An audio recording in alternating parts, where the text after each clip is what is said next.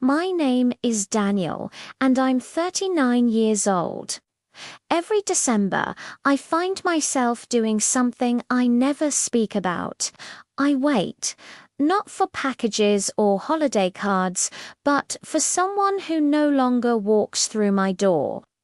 It's a secret I keep even from myself, hidden in the quiet rhythms of my ordinary life. I live in a small apartment where the bus route hums outside my window. The cold seeps through the old glass each winter.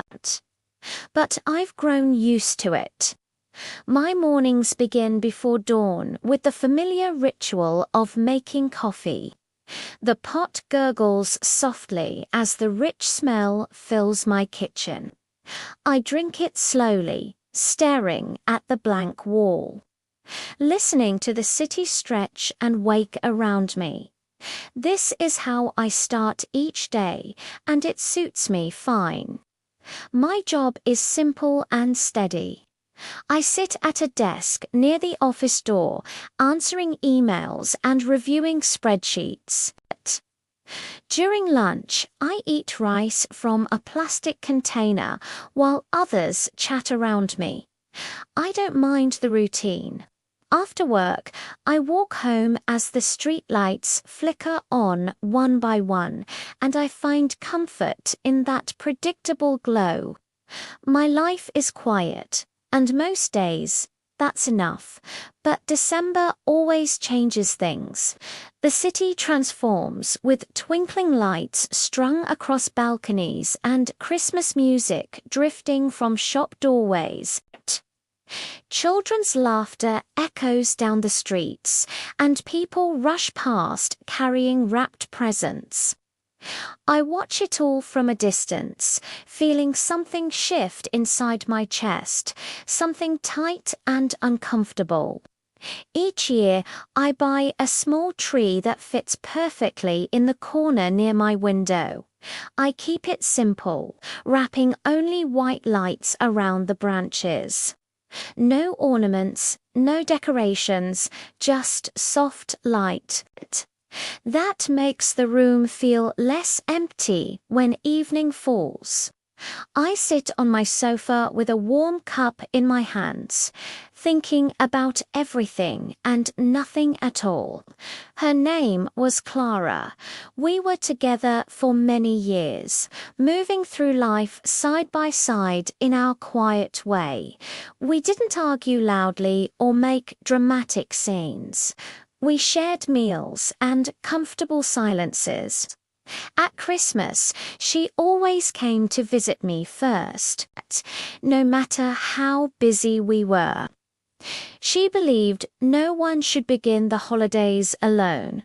3 years ago, she left. There was no shouting or slamming doors. She simply told me she felt tired deep inside and needed to find herself again. I told her I understood, though I'm not sure I did. I stood by the door with empty hands and watched her pack her bag. Then she was gone, and life continued exactly as before, which somehow made it worse.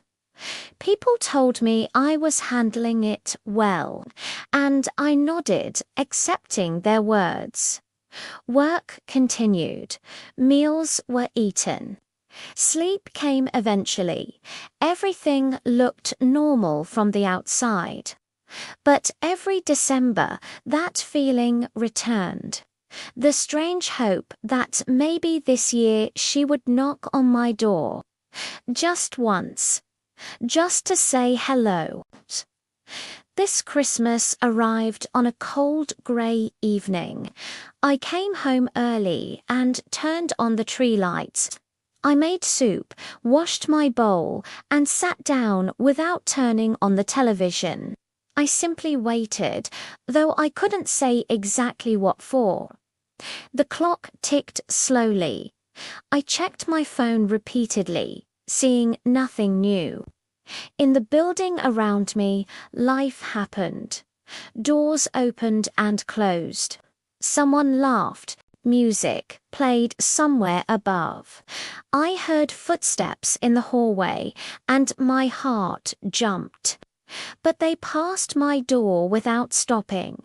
At 7 o'clock, there was a knock, soft, uncertain, just 2 gentle taps. My entire body went still. My hands trembled as I stood, pushing the chair back too quickly. Each step toward the door felt impossibly heavy. I touched the cold handle, took a deep breath, and pulled it open. A woman stood in the hallway, wearing a red coat dusted with snow. She apologized, explaining she had the wrong door, then laughed softly at her mistake. I told her it was perfectly fine and wished her a Merry Christmas. She returned the greeting and walked away down the hall. I closed the door and stood there. As the silence rushed back in, the tree lights blinked steadily behind me. My heart pounded hard, then gradually slowed. In that moment, I understood something important. Clara wasn't my Christmas visitor. She was simply a memory that returned each year, and I'd been waiting not for her to appear, but for this feeling of incompleteness to finally release me. I sat down carefully, feeling the weight of this realization settle over me. I didn't cry or smile. I just breathed. Feeling the chair beneath me, the warmth of the room, the solid floor under my feet. Later, I made tea and held the cup with both hands, letting the steam warm my face. Outside, rain began to fall, drops tapping against the window like a gentle rhythm. I watched the light reflect on the wet glass and thought of Clara with calm acceptance. I wished her happiness wherever she was, and I wished myself peace. I turned off my phone, dimmed the light, and sat with the quiet. For the first time in years, it didn't hurt so much.